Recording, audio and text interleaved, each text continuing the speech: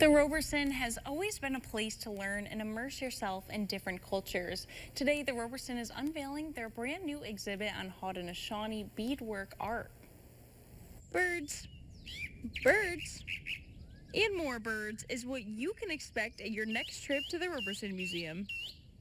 The Roberson Museum is unveiling a brand new exhibition today in time for the Broome County Arts Council's First Friday Art Walk event. The exhibition, Beaded Birds and Haudenosaunee Art, consists of over 200 pieces of Haudenosaunee beadwork collected by retired archaeologist Dolores Elliott, a collection she is rather proud of. There aren't a whole lot of people that collect beadwork. I was one of the first. There's a collection in Birmingham, England. There's one in Ottawa that are maybe half the size of mine. The art form itself has roots during the colonial period. Retired archaeologist and historian Dolores Elliott explains the history of beadwork in New York. Since the late 1700s, the natives in New York have been creating art with the beads that came from Europe.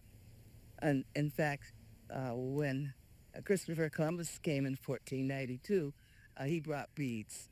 And people were really excited about beads, and they've been ever since, because before that, beads were just made out of shell and stone and bone, but these sparkling, magical glass beads really was accepted as something really neat.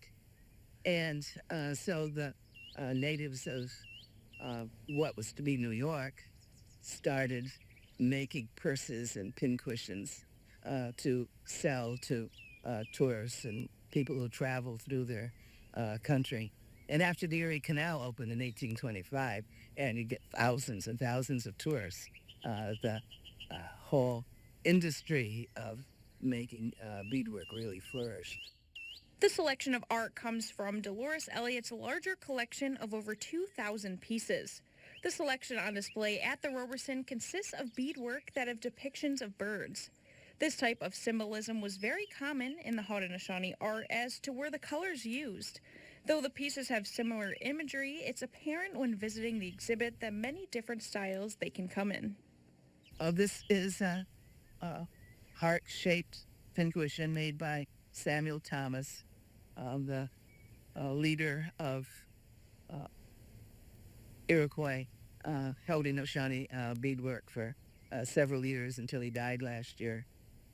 This is an example of raised Haudenosaunee beadwork where the design is raised above the level of the fabric. And in most cases it's velvet. Other materials are used too, but velvet, magenta, and purple velvet are the most popular colors in Haudenosaunee beadwork. Dolores' massive collection started in her youth after participating at the 1958 New York State Fair. During her time collecting this work, Dolores was able to meet many beadworkers, some of which indirectly contributed to the collection. An exciting event later was when I was inviting a Tuscarora woman to look through my collection, and she found that piece and said, "I made that. We were both teenagers at the State Fair in 1958, which is a great story. The exhibition is open to the public today, March 7th from 5 p.m. to 9 p.m. There will be Seneca beadworkers and a storyteller at the event accompanying the works. Tickets will be sold at the museum and will be half-priced at $4. For more information, visit the Roberson Museum website at roberson.org.